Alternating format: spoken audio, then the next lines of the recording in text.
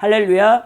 오늘 말씀 사도행전 27장 1절에서부터 12절 말씀, 천국에 갈 수 있는 믿음 생활을 하라라는 제목으로 여러분들과 함께 은혜를 나눠보고자 원합니다.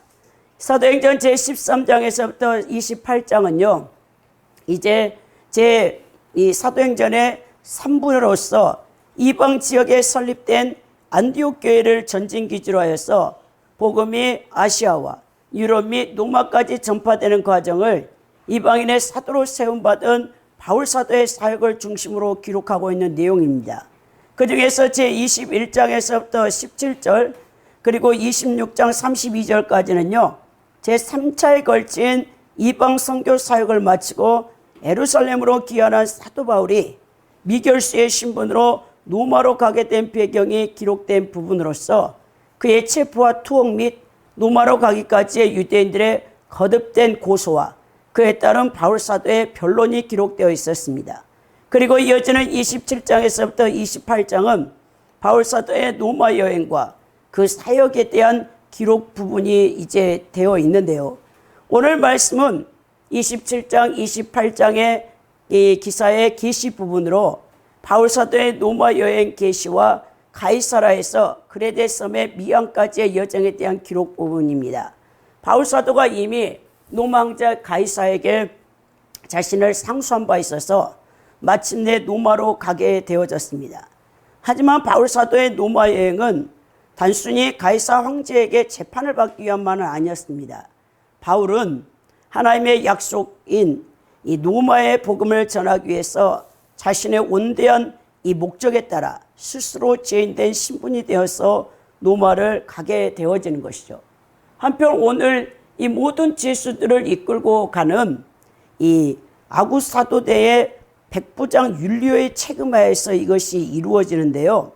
이 바울 사도와 함께 이제 이송되어지는 이 죄수들은 사실 이 콜로세움 로마 원형 경기장에서 이 짐승들과 이제 싸워서 죽는, 그러니까 그 당시에 로마의 언론들, 황제의 가장 큰 오락거리가 콜로세움 원형 경기장에서 굶주린 짐승과 이 검투사들의 싸움이었거든요.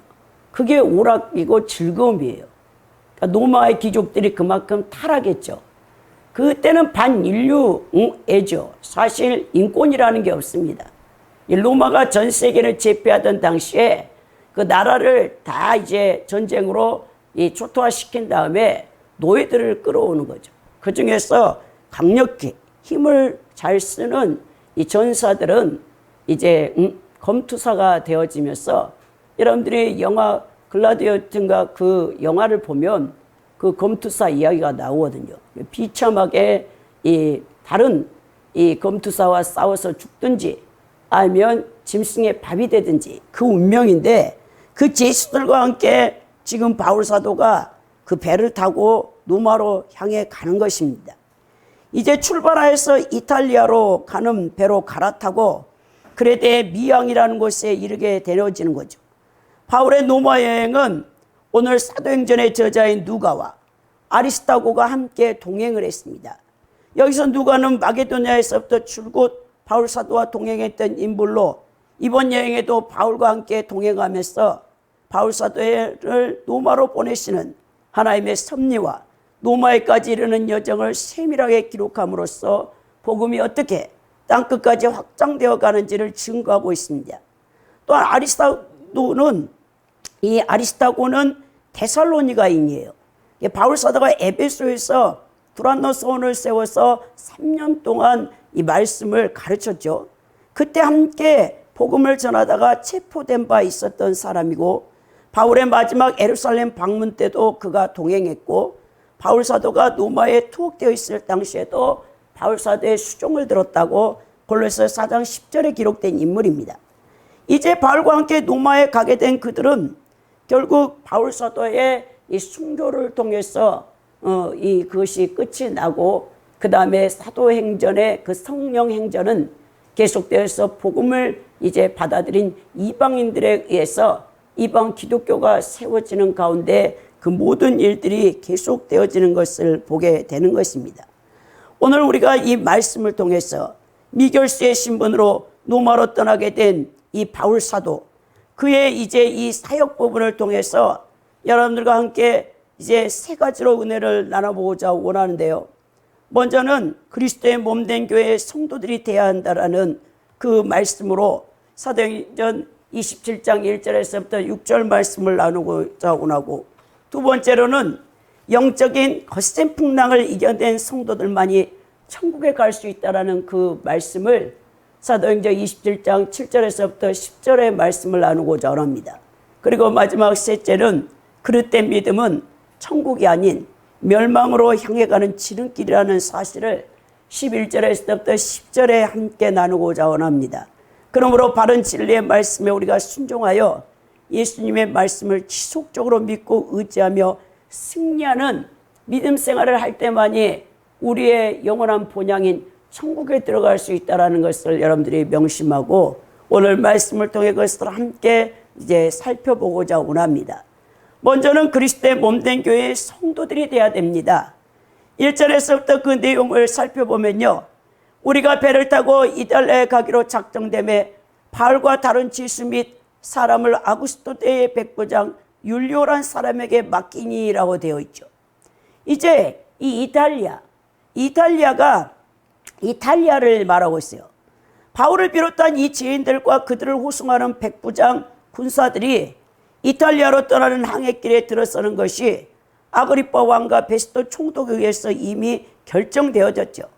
그들의 목적은 황제, 로마의 황제 가이사가 있는, 여러분 이탈리아 반도에 있는 로마라는 그 수도를 가야 되는 것입니다. 그러면서 이 지수들을 아구스토 백부장 율리오라는 사람이 맡게 되는 것이죠.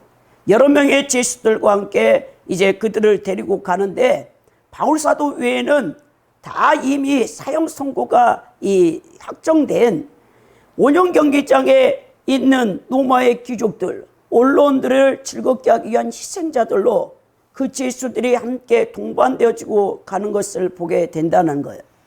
여러분, 로마의 군대 조직 중에 하나였던 아구사도대라는 것은, 아구사도대는 로마 황제의 직속 부대로서 지방의 주둔한 부대를 지도하거나 통제하거나 연락하는 지휘대입니다. 사실 이 율리오에 대해서는 그가 바울에 대해서 굉장한 호의를 베풀었다라고 이 누가가 기록되어 있는 부분에서 알 수 있는데요, 율리오라는 이름은 자신의 가문을 나타낸다고 볼 수 있겠습니다.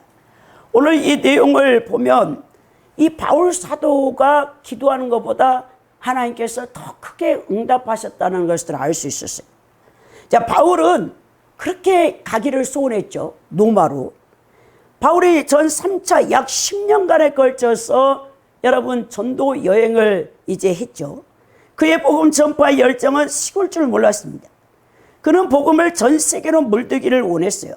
그래서 그는 당시 로마 제국의 중심지이자 곧 세계 중심지기도 했던 수도 로마에 가서 복음을 전하기를 소원합니다.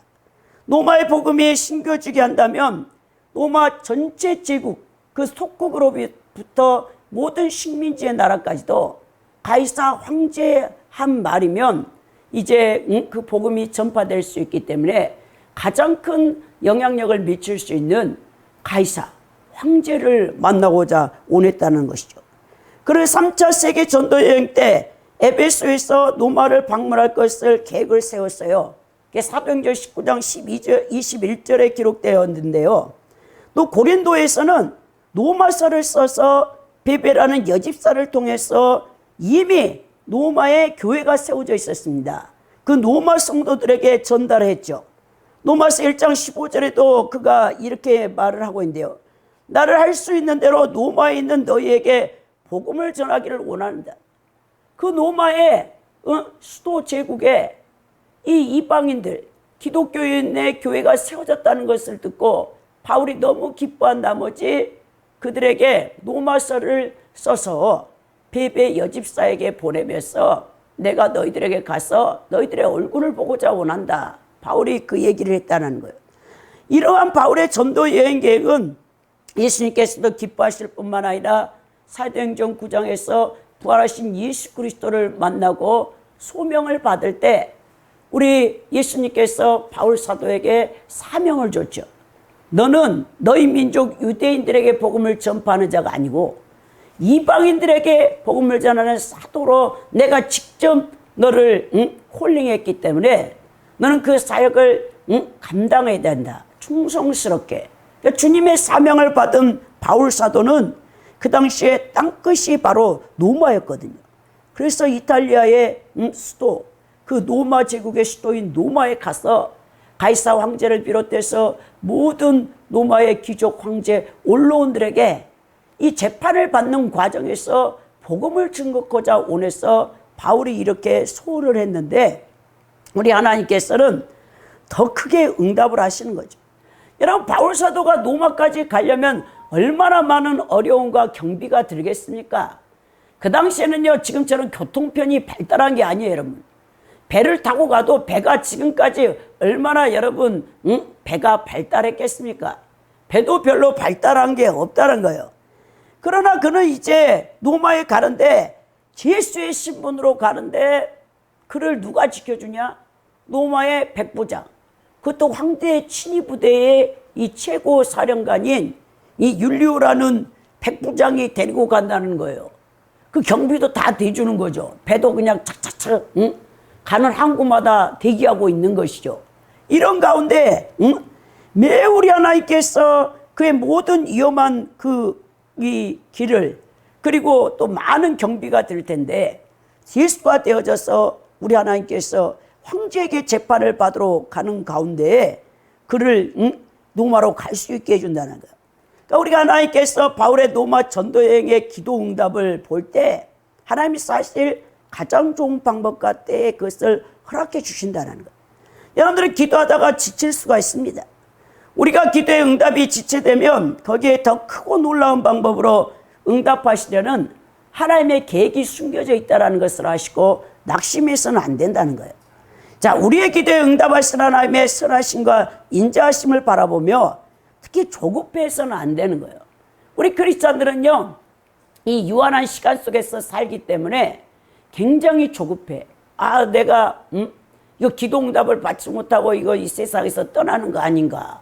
근데 놀랍게도요, 우리 크리스찬들은 이 땅에 육체를 입고 있든지 육체를 벗고 그 천국으로 가든지 반드시 여러분들이 이 땅에서 하나님 앞에 올린 기도는 하나님 때에 그것이 응답이 된다는 거예요. 에베소 3장 20절에 바울이 이런 얘기를 합니다. 우리 가운데서 역사하시는 능력대로 우리의 온갖 구하는 것이나 생각하는 것에 더 넘치도록 능히 하실 이에게라고 했다는 거예요. 우리는 지난 주일 우리 장경환 협동 목사님의 장례 예배를 마쳤습니다. 우리 장경환 목사님께서 천국 가신 지 딱 일주일 되는 오늘 우리가 이 땅에서 예배를 드리고 있는데요. 제가 이제 장경환 목사님을 보내고 참 마음이 힘이 들었어요. 그래서 이제 몇 년 동안 우리 열방 선교계에 매주 우리가 해 송구 영신 예배 드릴 때 새해가 되면 우리 기도 카드를 받아서 우리 기도 성도들의 전체 기도 제목을 넣고 우리가 기도하잖아요. 몇 년 동안 쭉 2021년, 2020년, 2022년, 2023년, 올해 2024년까지 기도 제목을 제가 다 모아놓고 그거를 이제 가지고 저는 이제 워낙 하나님께서 또 암기력을 탁월하게 하셨기 때문에 한 번 보면 또 중보 기도자이기 때문에 그 기도 제목이 제 머릿속에 다 있는데 장경 목사님 것을 정리하면서 쭉 보니까 4년 동안 계속 판단함으로 우리 하나님 앞에 그것을 기도한 제목과 우리 목사님의 기도 제목을 크게 두 가지로 보면 이 몸, 방관함 치유, 회복 그리고 하나님 맡겨주신 사명, 전도 사명을 감당하고자 원하는 것. 그 기도 제목이셨어요. 그리고 옛사람과의 투쟁, 그 옛사람의 그 죄성을 끊어내는 십자가에서 못 박기를 원하는 그 투쟁, 그 딱 두 가지를 놓고 기도 제목을 몇 년 동안 계속 올렸던 것을 보았는데 올해 2024년 우리 하나님께서 7월 우리가 그 지난 주일에 7월 7일에 우리 하나님께서 완전하게 우리 장기환 목사님을 거룩하게 만드셔가지고 육체를 벗어버리고 천국으로 데려가셨던. 여러분, 천국 가는 것이 완전 치유고 완전 회복입니다. 이 땅에서 조금 아팠는데 나았다고 해서 우리가 또 병에 걸리지 않으라는 법도 없어요. 질병이 또 올 수도 있는데 완전히 이제 다 벗어버리고 그렇게도 하나님 앞에 올렸던 거룩하게 되기를 원하셨어요. 그분은 하나님 앞에 다른 기도 제목보다 거룩한 예수 그리스도의 신부가 되어지는 것. 그래서 주님 앞에 심판대에 섰을 때 부끄럽지 않고 잘할 때도 착하고 충성된 종이라는 주님께서 인정하시는 마지막 이 도장, 인장을 그리스도의 심판대 앞에 받고 싶어 하셨는데, 우리 하나님께서 가장 좋은 때에 우리 목사님 육체를 벗게 하시고 손으로 짓지 않는 영원한 장막을 덧입게 하신 줄 믿습니다. 70평생을 사셨지만 사실 우리 교회 열방 선교계 지체 가운데 가장 연약한 육체를 갖고 계셨어요. 32살에 교통사고로 다리 하나를 절단하셨고, 또 그리고 온갖 성인병, 이제 심부정맥을 비롯해서 당뇨와 고혈압과 고지혈증과 정말 많은 연약함 속에서도 이 70평생을 정말 힘있게, 그리고 정말 보람있게, 그리고 정말 우리 목사님 하나님을 섬기는데 열심을 내셔서 결국 우리 시편에 모세가 고백한 것처럼 우리가 여러분 강건하면 70이고 장수야 80이라고 했거든요. 우리 하나님께서 가장 좋은 때 천국으로 데리고 가셔서 얼마나 좋으시겠습니까? 이제는 더 이상 육체적인 제약을 받지 않아요. 여러분들이 이제 우리가 육체를 입고 있는 게 얼마나 제약을 받는지를 모르실 거예요. 저는 이제 신학교 다닐 때 우리 하나님께서 저를 성령께서 막 끌고 다니면서 훈련하실 때 금식을 딱 내리시고, 금식. 여러분들이 금식할 때와 금식 안 할 때 모르는데 단기 금식은 힘들어요. 여러분, 근데 장기 금식은 오히려 편해. 금식을 해보면요, 이 육체가 얼마나 제약을 받고 있는가를 알아요. 여러분, 금식하면서 딱 우리가 먹는 거 이거 딱 끊어내잖아요. 2, 3일이면 인간의 힘이 빠지면서 그 다음에 성령이 붙잡으신데 그때는 날아갈 것 같아. 21일, 10일, 여러분 14일 장기 금식 하잖아요. 2, 3일에 인간의 힘을 뺄 때만 힘들지, 그걸 지나고 나면요, 먹지 않는 게 얼마나 여러분 자유로운지 몰라. 정말 그래서 여러분, 우리의 많은 사람들이 하나님이 어디 있어? 그리고 죽으면 그만이지 영혼이 어디 있어? 여러분들이 몰라서 그래요. 진짜 금식하고요, 기도하면요, 영이 막 살아나. 여러분, 성경 말씀을 금식하면서 육의 음식을 딱 끊으면서 여러분 말씀을 보잖아요. 숫자지에 물이 배이는 것처럼 내 영혼에 이것이 다 들어와 버려요. 얼마나 강해진지 모릅니다, 영이. 그래서 바울 사도가 뭐라 했죠? 우리는 날마다 겉사람은 후패하되 낡아진다는 거죠. 병도 걸리고. 그러나 우리의 속사람은 날로 강건해진다라는 그 뜻을요, 여러분들이 영적 훈련을 받아본 사람은 알아요. 그래서 이제 우리 이제 고 장경환 목사님은 그 육체의 제약을 받지 않고 천국에서 날아다니겠죠. 얼마나 행복하시겠습니까? 그리고 우리 교회를 놓고 기도를 해주시겠죠. 그래서 얼마나 감사한지 모릅니다. 여러분, 오늘 2절에 보니까 아시아 해변 각초로 가려는 아드라무떼노 배에 우리가 올라 항해할세 마게도니아의 데살로니가 사람 아리스타고도 함께하니라 라고 말합니다. 이제 아드라모 배를 탔어요.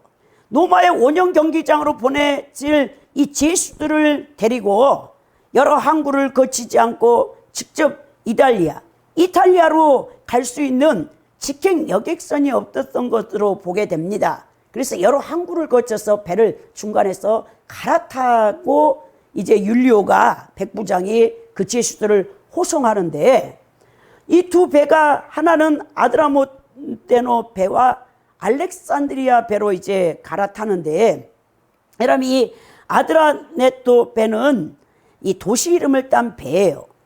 왜냐하면 그 도시는 이 출항지로 삼는 배였고, 이 배는 수리아와 소아시아 해안을 항해하는 무역선이에요. 무역선. 그 배를 타고 유럽으로 가고자 한 사람은 그 기항지에서 지중해를 횡단하는 큰 배로 타는 게 이 관례였습니다. 보다 좋은 항로는 북아프리카의 알렉산드리아 항을 경유해서 바로 노마를 가야 되는데 이때 그 배를 이제 만나지 못했던 것 같아요.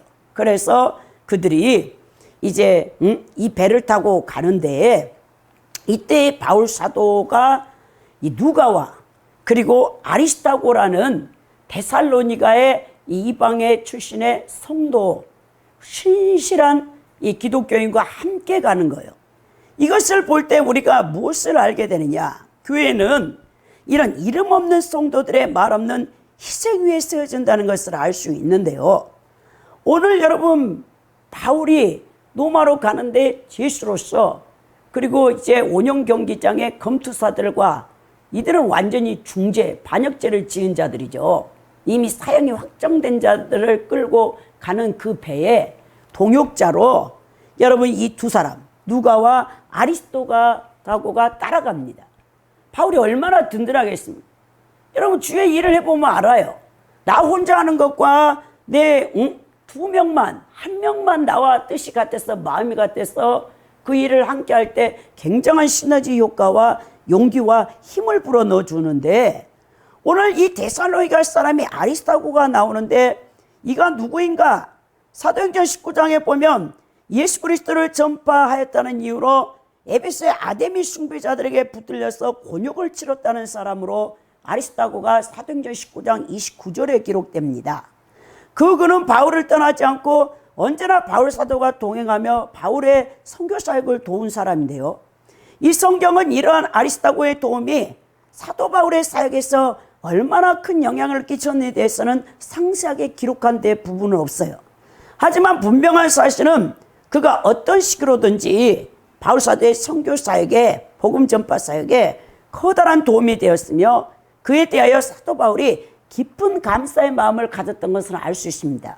왜냐하면 바울 사도의 서신에서 그의 이름이 골로새 4장 10절과 빌레몬서 1장 23절 24절에 기록되어 있기 때문에 알 수 있는데요. 이것은 사도 바울의 사역이 결코 자신의 혼자의 힘으로 이루어진 것이 아니라는 것을 보여주는데 바울사가 이 놀라운 10년에 걸쳐서 3차 세계 전도 여행을 통해서 가는 곳곳마다 그 도시, 이방 도시에 교회를 세우고 거기에 제자를 세우고 그 다음에 목회자를 세워서 하나님 나라를 불같이 확장시켰던 그 모든 사역 뒤에는 여러분 이렇게 빛도 없이 이름도 없이 희생하며 바울사도를 도왔던 수많은 동역자들, 성도들이 있었기 때문에 가능했던 일이라는 거예요. 그래서 로마서 16장에 쫙 여러분 42명의 이름을 거기다가 기록해 놓은 것을 보게 되는데 거기에 기록하지 않는 사람도 많았겠죠. 이는 바울 사도에게만 해당하는 게 아니에요. 2000년 기독교 교회사를 통해서 살펴볼 수 있는데요.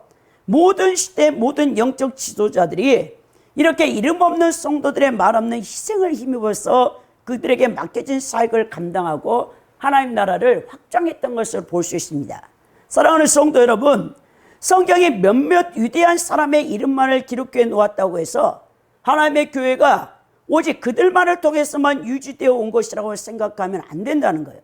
하나님께서는 마치 엘리야 시대에 바알에게 무릎을 꿇지 않았던 7,000인을 남겨두셨던 것처럼 매 시대마다 하나님을 위하여 헌신하고 수고할 이름 없는 성도들을 남겨두셨다는 거예요.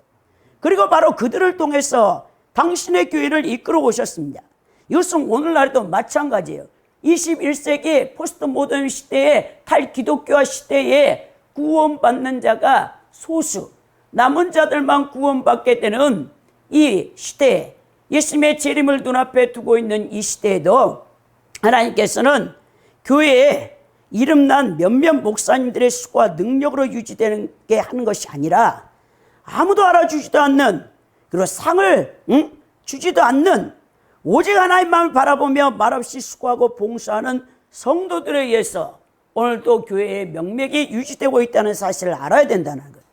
그렇다면 그의 이름 없는 성도란 과연 누구입니까? 이 민족의 교회를 세우고 부흥시켜가야 할 이름 없는 하나님의 일꾼들이지, 일꾼. 여러분, 교회는요, 일꾼이 있고요, 일꾼이 아닌 사람이 있어요. 방관자가 있어. 또 전혀 교회에 관심이 없는, 그냥 주일날 딱, 주일 예배에 한 타임 와서 말씀만 듣고, 그렇게, 이 썬데이 크리스찬이 있어요.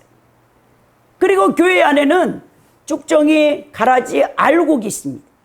이건 예수님이 마태복음 13장에 분명하게 말씀하신 거예요. 그러니까 오늘 우리의 신앙에 점검을 해봐야 돼. 나는 가라지인가? 가라지는요, 원래 사탄의 자식들이야. 교회 일만 방해하고 하나님 일을 하는데 무조건 방해하는 사탄의 자식들. 그들은 처음부터 여러분 뿌리가 달라. 이 사탄의 자식들, 가라지들은. 왜냐하면 저는 분명히 알거든요. 시골 태생이라 우리 아버지, 친정 아버지께서 벼농사를 지었는데 모를 여러분 3, 4월 달에 딱 모짜리에서 딱 해서 모를 이제 심어 놓잖아요.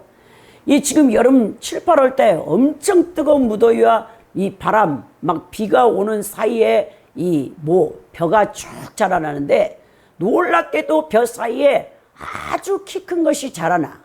근데 우리는 그걸 피라고 해, 피. 우리가 이제 성경에서 이것을 독보리라고 하죠. 우리 하나님께서, 예수님께서 마태복음 13장에 천국장 비유에서 이것을 가라지라고 하는데 이거는 뭐가 아니에요. 벼가 아닙니다. 근데 이게 쭉 자라면서 벼보다 훨씬 커. 엄청 영양분을 다 빨아먹어. 근데 여러분, 이게 어린 이 벼싹과 함께 이 싹과 함께 뿌리가 엉켜있기 때문에 같이 자랄 때는요, 절대 그것을 뽑아서는 안 돼. 영향력을 줘서 이 어린 벼가 죽어버리기 때문에. 그래서 같이 자라도록 내버려 둡니다. 근데 이제 출소할 때가 딱 되면 9월이나 10월 초가 되면 우리 친정 아버님께서 망태기 하나를 딱 어깨에다 메시고 낫을 하나 딱 들고 여러분 노랗게 익어가는 그 벼 사이로 딱 들어가서 쫑긋하게 이제 키가 훨씬 커가지고 막 그것도 이 벼가 아니라 그 피, 독보리가 줄루줄루줄루 막 달려있거든요. 우리 아버지가 가서 다 이거를 목을 이렇게 쳐. 그거를 낫으로 잘라내. 근데 이스라엘 농경 풍경과 어릴 때 제가 자라온 그 시골에서의 풍경을 보고 어쩌면 우리 예수님이 이렇게 비유를 잘하셨을까. 가라지를 먼저 천사들에게 다 추수한 다음에 그걸 어디다 넣어. 가라지뿐만 아니라 쭉정이. 여러분 이제 나중에 추수한 다음에 이 키질을 해요. 키질을 하면 바람에 쭉정이는 날아가 버려. 알곡인 것만 다 키 안으로 들어와서 그거를 이제 푸대자루에 탁 마대자루에 넣어가지고 보관하잖아요. 그런 것처럼 이 가라지나 여러분 이 쭉정이는 불에 태워버린다 했어. 지옥에 하나님이 던져버린다는 거. 그 교회 안에는 반드시 이 세 종류가 있기 때문에 여러분들의 신앙을 점검해야 됩니다. 나는 가라지인가? 아예 거듭난 적도 없고 종교인으로서 사탄의 자식으로 그냥 머물러 있을 것인가? 아니면 나는 거듭은 났어. 근데 열매가 되지 않아. 그 안에 쌀이 들어있지 않아. 그 쭉정이야. 같은 벼 이삭과 같이 자라나고 있지만 쭉정인가? 아니면 나는 알곡인가? 천국은 알곡된 자만 들어간다 했기 때문에 여러분 굉장히 중요한 겁니다. 수십 년 교회 다니고도 지옥 가면 뭐 하겠습니까? 여러분 차라리 서양 사람처럼 자기 멋대로 살다가 지옥 가면 억울하지도 않아. 내 일생 교회를 다녔는데 쭉정이가 되어져서 그 다음에 가라지가 되어져서 지옥 간다는 것은 얼마나 억울한 일이라는 거예요. 여러분 오늘 이렇게 하나님께서는 우리의 성도들이 자신의 신앙을 늘 점검하기를 원합니다. 그러면서 여러분 우리는 예수 그리스도의 몸된 교회의 지체들로 이렇게 하나가 되어야 되는데 성령 세례를 통해서 예수님 몸으로 편입되어 공동체를 이루고 있는 성도들은 그리스도의 몸된 교회의 성도들이 되어야 돼요. 성도들은 하나님께서 가실 거룩한 처소로 함께 지어져 가고 있다는 것이 북아프리카의 주교였던 어거스틴보다 더 먼저 주교였던 키프리안이 이런 말을 했어요. 교회를 어머니로 섬기지 않는 사람은 하나님을 아버지로 섬길 수 없다라고 한 거죠. 이 세상에서 천국 백성으로 양육받는 기관이 어디입니까? 예수 그리스도의 피값으로 세워진 교회밖에 없어요. 교회. 그러니까 교회를 여러분 사랑하고 정말 예수님이 사랑하는 사람은 교회도 사랑해. 여러분 그렇게 되어지는 것처럼 이 땅에서 천국 백성으로 양육이 돼야 돼. 양육. 그러니까 성품이 바뀌어져야 된다는 것. 여러분 옛사람의 성품 그 기질 갖고는 천국 가서 살지 못합니다. 여러분 천국은요, 제가 지옥 가는 이 크리스찬들이라는 이 변승우 목사님, 뭐 이단이라는 많은 이제 5 한국교회 큰 교단 지도자들이 이단으로 그 변승우 목사님, 믿음교회 그 목사님을 제명시킨 걸 보았는데, 근데 그분이 지옥 가는 크리스찬이라는 책을 제가 읽어봤는데 어떤 애국 목사님의 간증을 거기다 썼더라고요. 근데 너무 그게 제 마음에 와닿는 건 뭐냐면요, 여러분 이 땅에서 천국 백성으로 양육 안 된 사람은 천국에서 살지를 못해. 왜냐하면 그 기질이 여러분 너무 거룩해서 죄에 이 물들어 있는 인간은 자기 스스로 지옥으로 달려 들어가 버려. 거룩한 하나님의 빛 앞에서 자기의 그 죄가 드러나는데 그래서 도망가 버려요. 자기가 지옥으로 가버려. 그러니까 자기 성향과 똑같은 곳에 인간은 살기를 원하는 거예요. 사후세계도 마찬가지입니다. 여러분들이 죄된 성향을 그대로 갖고 있는 사람은 천국에서 못 살아요. 괴로워서. 그 거룩한 빛 앞에서.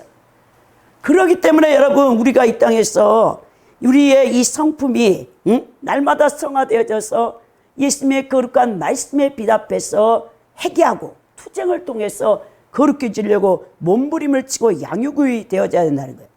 오늘 3절에 보면 이튿날 시돈에 되니 율리오가 바울을 친절히 대하여 친구들에게 가서 대접받기를 허락하니라.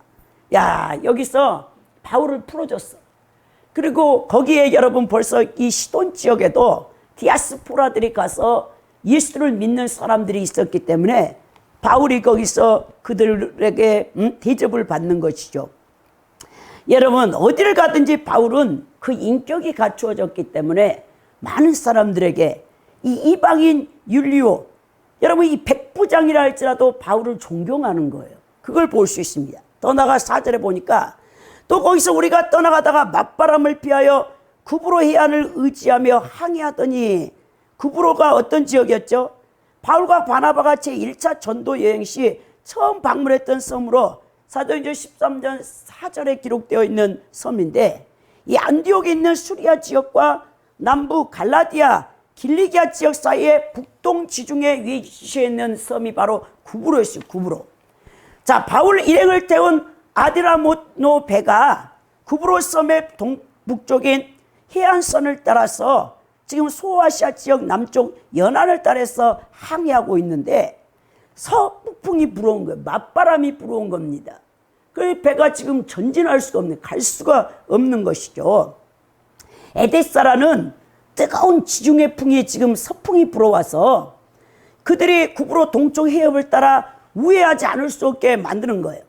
그리고 5절에 가니까 길리기아와 밤불리아 바다를 건너 누기아의 무라시에 이르러, 이제 바울 일행을 태운 이 배가 구브로 섬의 동북편 해안을 따라 북북 서진하여 소아시아 남부지방인 길리기아와 밤빌리아 해안을 따라 계속 항해를 했고, 다행히 순풍이 불어져서 약 2주 만에 누기아와 무라 항구에 이를 수 있게 된 것입니다.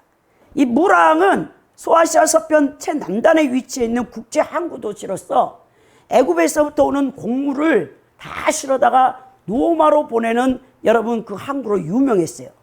그때 6절에 거기서 백부장이 이탈리아로 가려 하는 알렉산드리아 배를 만나 우리를 오르게 하니 배를 갈아타야 돼.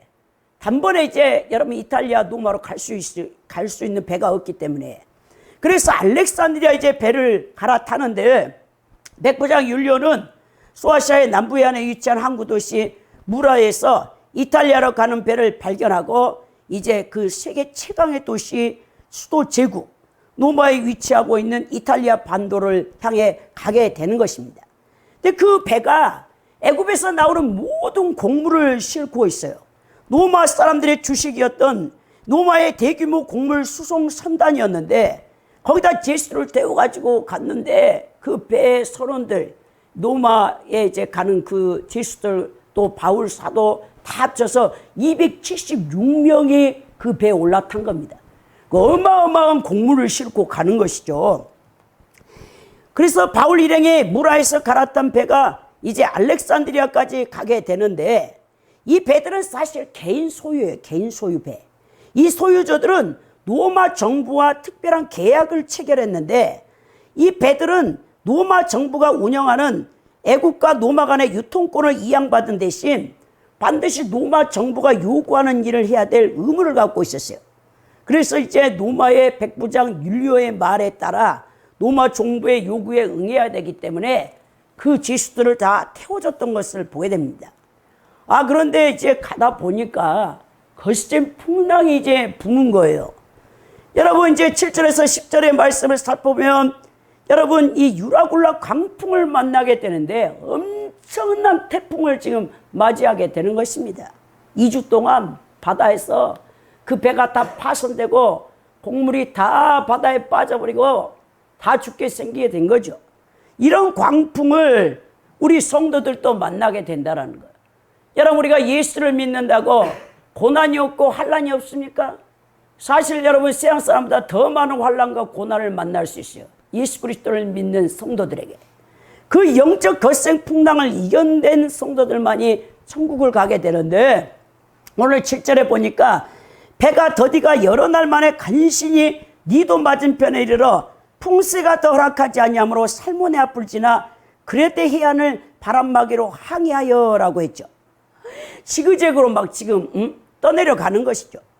이 배가 천신만고 끝에 니도에 도달했습니다. 간신히. 이 니도라는 곳은 아시아 지역의 자유도시였고, 이탈리아 반도를 향해 에게해를 가로질러 가는 배들이 서쪽으로 항해할 때 마지막으로 정박하는 항구였어요.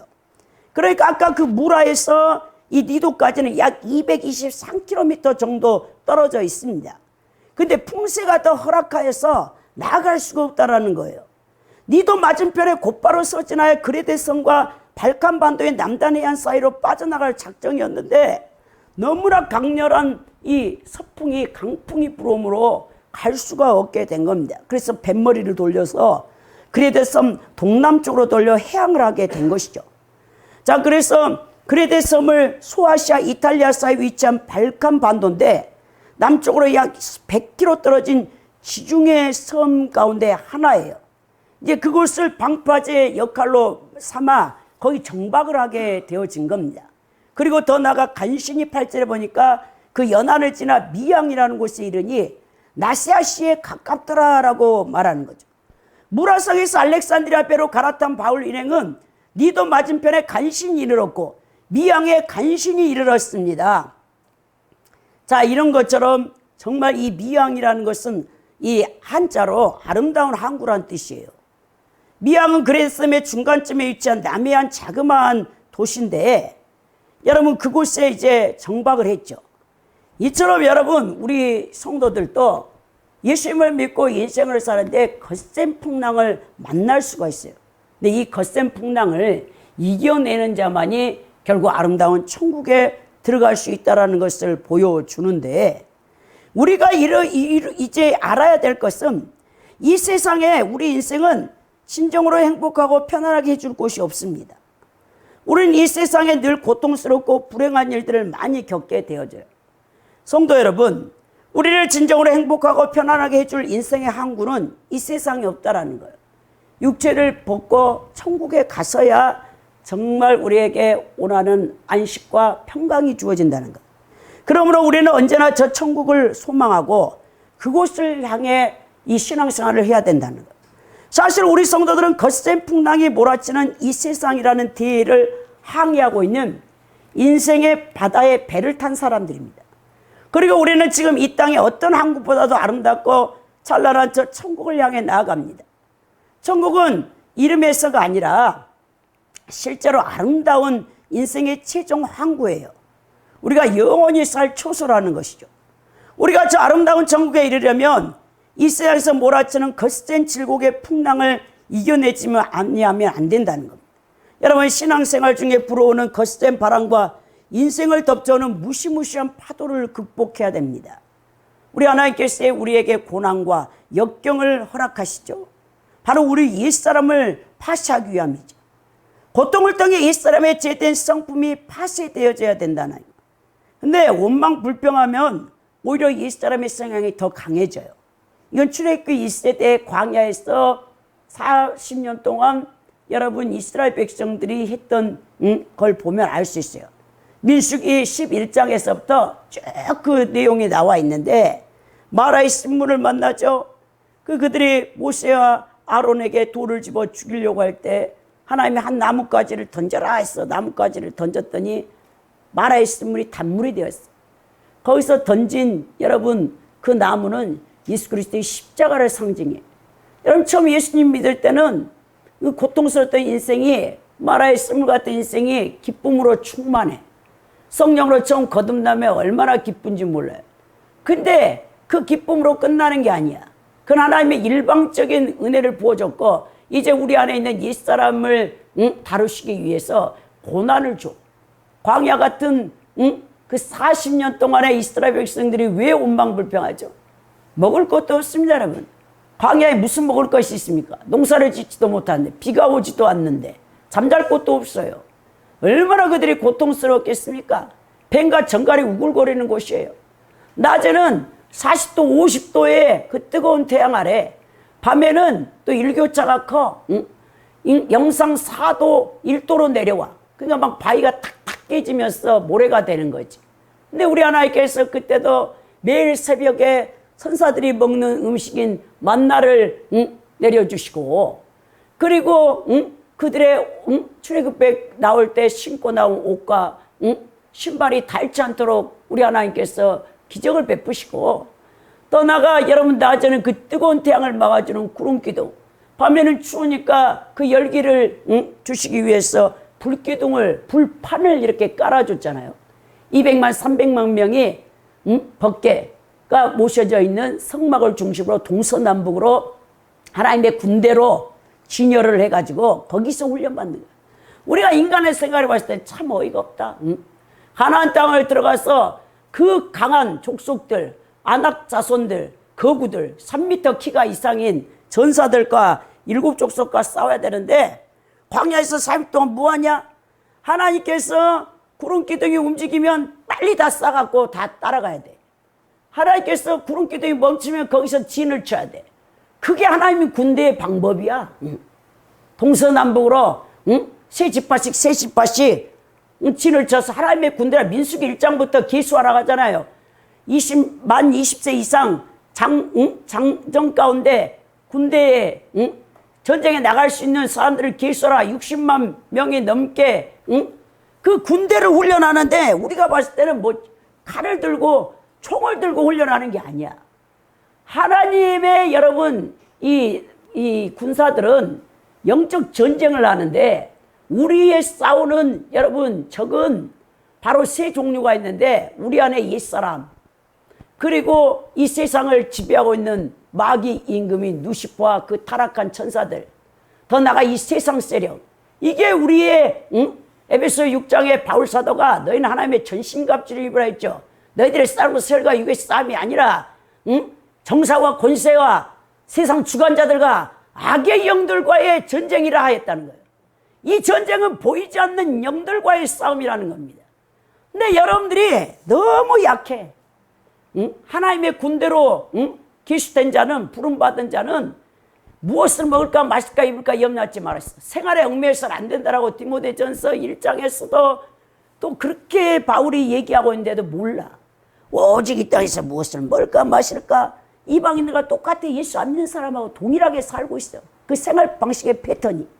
여러분들은 먼저 그날하고 그를 구해야 되고, 여러분 한 사람 한 사람은 성령 세례를 받자마자 예수 그리스도의 군 대장 되시고 우리는 다 예수님의 군대로 편입된 자들입니다. 그리고 영적 전쟁을 해야 되는 거예요. 여러분 죽어가는 영혼들을 구원하려면 그 기도의 영적 전쟁이 없이는요 구원받지 못해요. 우리 하나님이 다 하실 것이다. 그 천주교에서 말하는 미시오 데이, 요나와 같이 가서 니느웨에 가서 슬슬 복음 전해도 하나님이 다 하실 것이다. 미시오 데이를 얘기하고 있는데, 하나님이 그건 잘못된 신학에서 나온 거라니까요. 인간의 자유의지를 부인한 잘못된 신학에서 나와서 인간의 책임은 없다. 하나님이 이미 칼빈과 같은 중세 종교 계획자가 어거스틴의 그 사상을 이어받아 갖고 하나님이 구원받을 자와 구원받지 못할 자를 이중으로 우리 하나님께서 정해놨다라는 거예요. 그런 엉터리 같은 신학을 믿고 있기 때문에 이 땅에 있는 크리스찬들이 너무나 나약해 빠져가지고 지금 당장 죽어갈 때 죽음 앞에서 여러분 이 지옥의 문이 열려서 악령들이 와서 이 영혼을 낚아채 가려고 하는데 가만히 보고 있어. 죽든 말든 아이고 천국 갔겠지. 교회 다녔으니까 예수님 믿었겠지. 천만의 말씀 여러분. 얼마나 강한 영적 전쟁을 우리가 해줘야 되는데 신앙이 약했던 사람들 여러분 그 지옥 권세 못 이깁니다. 그 죄의 권세를 못 이겨요.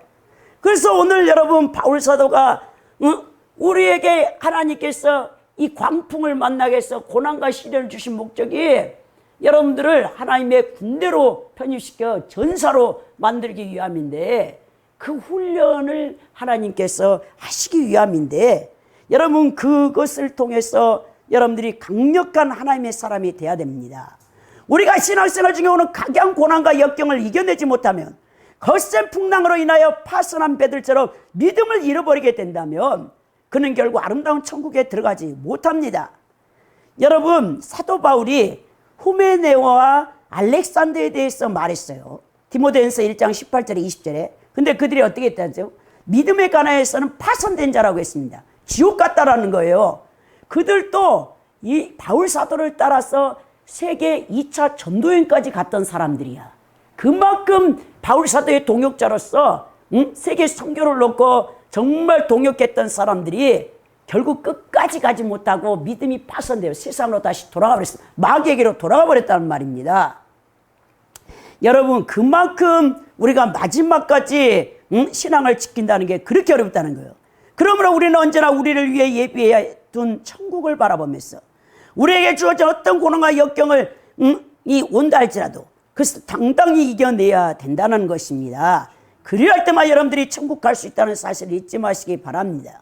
9절에 보면 여러 날이 걸려 금식하는 절기가 이미 지났으므로 항해하기가 위태한지라 바울이 그들을 권하여 안돼 왜냐 바울이여 지중해를 얼마나 돌았겠습니까? 10년 동안 제3차 전도여행을 통해서.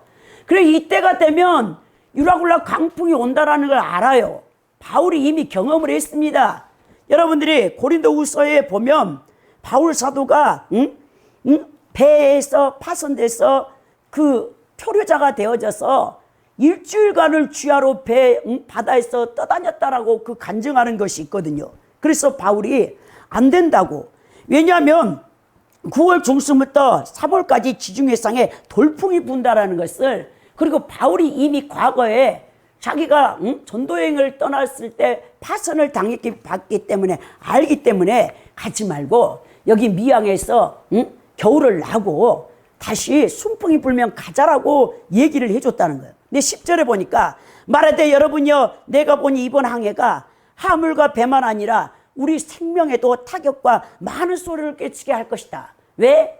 바울이 또 경험도 했지만 기도를 하니까 깊은 가운데 성령님께서 이번에 너희들이 출항하게 되면 돌풍을 만나서 다 파손되어질 것이다 라는 걸 가르쳐 준 거예요.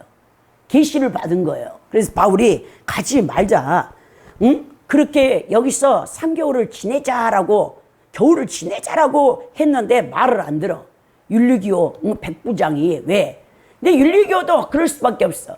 지금 이 알렉산드리아에 싣고 있는 애굽의 그 많은 곡물을 빨리 노마에다 갖다 줘야 돼요. 그래야 이 사람이 자기의 노마에 또 공을 세워가지고 직급이 높아질 수 있거든요. 그걸 계산한 거예요. 그래서 빨리 가자라고 서둘러서 출항하게 만든 겁니다. 오늘 이 11절 10절에 보면 이 그릇된 믿음으로 멸망을 향하는 지름길이라는 것을 알 수 있는데 11절에 보니까 백부장이 선장과 선주의 말을 바울의 말보다 더 믿더라 그러게. 그래서 백부장이 항해를 강행합니다. 이 11절에 보면 백부장이 바울 말보다 선장의 선주의 말을 믿었다라고 했는데 바울 사도가 9절에서 10절에 항해하기에 이미 시각적으로 위험한 때이므로 항해를 하지 말도록 조언을 했는데 그걸 듣지 않았어요. 왜냐하면 이 율리오는 선주와 선장의 말을 더 듣게 되겠죠. 왜? 그들은 또 경험이 많이 있기 때문에. 그리고 안전에 문제가 없다라고 호언하고 출항을 시킨 겁니다. 백부장이 바울의 말보다 선장과 선주의 말을 더 믿었다는 것은 어찌 보면 당연해요. 왜냐하면 바울은 일개 제수의 신분에 불과하고 선장과 선주는 바다에 대해서 누구보다 더 잘 알고 있기 때문이에요. 그러나 백부장의 믿음은 판단력 결에서 비롯된 그릇된 것이에요. 선장과 선주의 말에 미혹되어 그릇된 믿음을 가지고 항해를 강행시켰죠. 결국 백부장의 이러한 그릇된 믿음은 배와 수많은 화물을 일으켜 할 뿐만 아니고 자신을 포함해서 276명의 승객들의 생명도 잃어버릴 뻔하게 됩니다. 이처럼 그릇된 믿음은 결국 그 믿음을 가진 사람을 실패와 멸망으로 인도하는데 오늘날 거짓 목사들과 거짓 선지자들과 거짓 교사들의 가르침에 미혹되어 비진리를 믿게 되면 결국 영원히 사탄의 노력을 당하게 되어 지옥에 간다는 거예요. 여러분, 강교한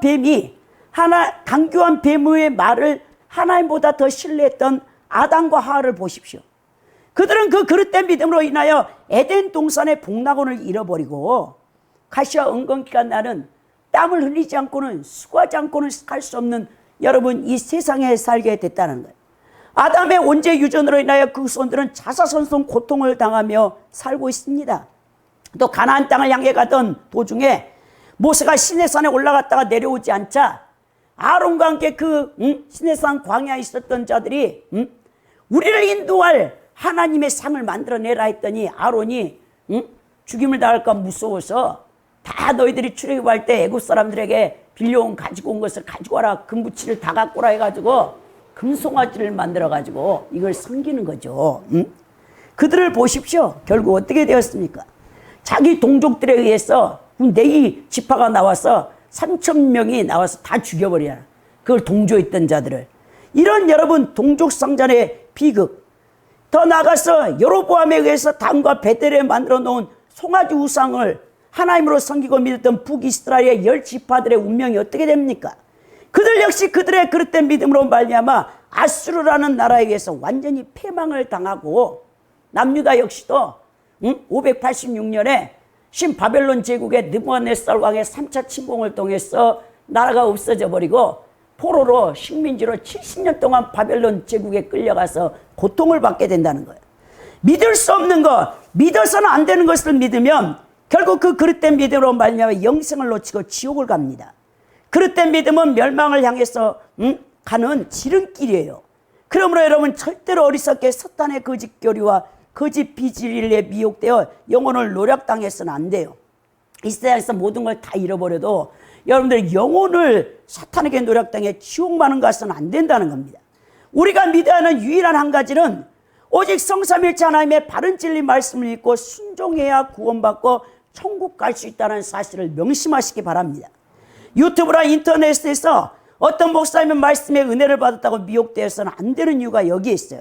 자신의 신앙이 올바른 진리의 말씀에 기초하여 세워진 바른 믿음인가, 천국 갈 수 있는 믿음인가를 항상 점검해야 돼요. 아니 우리가 월요일에 우리 고 장경환 목사님의 아주대학병원 장례식장에서 이제 3시에 천국 환송 예배를 드리기로 했잖아요. 일찍 갔습니다. 우리 백기찬 목사님과 함께. 그래 수원역 4번 출구 그 아주대학병원에서 팜플렛 오는 길 다 가지고 왔잖아요. 주일날 장례식 예배에 참여했다가 그래가지고 보니까 거기에 13-4번 몇 번 타면 아주대학교 정문 그리고 병원 이렇게 거기서 하차하면 된대. 금방 차가 오더라고요. 13-4번을 타가지고 기사님, 운전기사님 이거 아주대학교 가요? 그랬더니 그리고 아주대학 병원 갑니까? 그랬더니 기사님도 얼마 무려. 근데 비가 또 많이 오는데 그 대학교에 가는 차는 없고 한정거장 전에 내려가지고 걸어서 가야 된대. 근데 이렇게 딱 이 평말 노선에 보니까 아주대학교 정문 병원 딱 써있더라고요. 여기 있네. 우리 백자 목사님은 좋아하고 그랬어요. 그런데 또 이제 불안하신 거지. 워낙 우리 백기자 목사님은 꼼꼼하신 분이라. 그냥 물어봐야 되고 뭐 어찌가 되고 막 하니까 옆에 착 앉아있던 할아버지가 아이고 걱정 마시오. 나도 아주대학교 병원에 가니까 나 가는 데서 내리면 돼요. 그래서 뒤로 갔어요. 가만히 앉아있자고. 저 할아버지가 딱 가르쳐 준대. 그래서 한참 버스 타고 한 25분 정도 가니까 할아버지가 일어나는 거예요. 그러면서 이리 오시오. 나를 따라 내리시오. 그래. 딱 보니까 그 버스에서 안내방송이 나오기를 여기는 다른 데인데 내리라고 하는 거예요. 그래가지고는 할아버지 딱 이제 버스표 찍고 내렸어. 그랬더니 이 할아버지가 하는 말이 아주 대학교 갖고 병원을 몇 번 버스가 가지 그러는 거예요. 그러면서 그 승강장에 그 버스표 노선을 막 계속 찾고 있는 거예요. 할아버지 그러면서 아니 아주대학병원에 너무 잘 아신다고 하더니 나도 잘 모르겠는데 우리가 따라 내린 거 아닙니까? 여러분 그래가지고 근데 시간이 없으니까 우리 백자 목사님이 빨리 택시 타. 근데 거기 택시가 안 멈춰서는 곳이에요. 버스 전용 차선 도로여가지고. 그래가지고 아이고 감사합니다 그냥 하고 둘이 막 걸어서 한 정거장 더 왔어. 그랬더니 또 13-4번이 또 버스가 와. 그걸 딱 타고 몇 정거장 가니까 아주대학교 정문이래. 거기 딱 내려가 보니까 주일날 가서 다 알잖아요. 우리 백자 목사님이 길치지만 저는 한 번에 알거든요. 여기 맞다고. 그래가지고 제가 그냥 구시렁구시렁 하니까 나보고 그렇게 화를 낸다고. 여러분 이렇게 잘못된 그 안내하는 할아버지를 따라가지고 내려가지고 우리가 비록 우리는 그랬지만 만약 여러분들이 잘못된 거짓 선지자 거짓 종들을 만나가지고 여러분들을 100% 천국으로 가게 해준다고 말씀을 선포해 놓고는 여러분들이 딱 죽었는데 그리스도의 심판대 앞에 딱 섰는데 네가 믿은 그 하나님은 아니라 하면 그거 어떻게 됩니까? 여러분 다른 거는 몰라도요. 여러분들의 영혼은 절대로 누구를 원망합니까? 버스자 다시 타면 되지만 죽어서 천국 아니면 지옥의 사후세계가 영원히 결정되는데 거짓 것을 믿다가 지옥 가면 그 억울함을 누구에게 호소하겠습니까? 여러분 명심하시기 바랍니다. 12절에 보면 그 항구가 겨울을 지나기에 불편함으로 거기서 떠나 아무쪼록 베니스에 가서 겨울을 지내자 하는 자가 더 많으니 베니스는 그레데 항구라 한쪽은 서남을 한쪽은 서북을 향하였더라라고 말하죠. 아무쪼록 베니스에 도착했습니다. 서남쪽 끝에 있으면 미항으로부터 약 65km 정도 거리에 있는 항구인데 안전한 항구인 베니스로 가서 가동하기를 겨울을 나기를 사람들이 희망해서 할 수 없이 여러분 또 그리 가는 가운데 여러분 결국 어떻게 되느냐? 유라굴라 강풍을 이제 만나가지고 다 죽게 생겼다라는 것이죠. 겨울철 지중해 강한 북동풍이 불 뿐만 아니라 태풍이 불어서 한 번에 여러분 배를 뒤집어 엎어버리는 무시무시한 강풍을 만나는 것이 이제 그 이후로 우리 이제 13절부터 27장 13절부터 계속 기록되어 있는 것을 보게 된다는 거예요. 여러분 그러나 바울 사도가 얼마나 담대한 사람이요 성령이 함께합니까? 한 사람의 하나님의 그 사역자 황제에게 가서 복음을 전해야 되기 때문에 우리 하나님이 바울 사도 때문에 그들을 다 죽이지 않고 276명이 무사히 여러분 멜리데 섬 거기 난파돼 가지고 갔지만 거기 추장에게 환대를 받고 다시 로마로 가는 그 역사가 이 책에 기록되어 있는 것을 보게 된다는 거예요. 오늘 결론적으로 여러분 우리가 신앙생활하는 목표가 무엇이냐? 구원받고 영생을 얻어서 천국 가는 거예요. 천국에 갈 수 있는 바른 믿음 신앙생활을 해야 한다는 거예요. 천국에 가려면 그리스도의 몸된 교회의 성도들 한 지체가 되어야 되고 거센 여러분 풍랑 영적으로 그 풍랑이 올지라도 그것을 믿음으로 이겨낸 성도들만 천국 갈 것이고 더 나아가 그릇된 믿음 신앙생활을 하는 사람은 멸망으로밖에 갈 수 없다는 것을 명심하시고 여러분들이 바른 진리의 말씀에 순종하여 열매 맺는 신앙생활을 할 수 있는 분들이 되기를 모두가 다 천국 가서 하나님 앞에 정말 칭송받는 복된 자들이 될 수 있기를 예수 그리스도 이름으로 축원드립니다.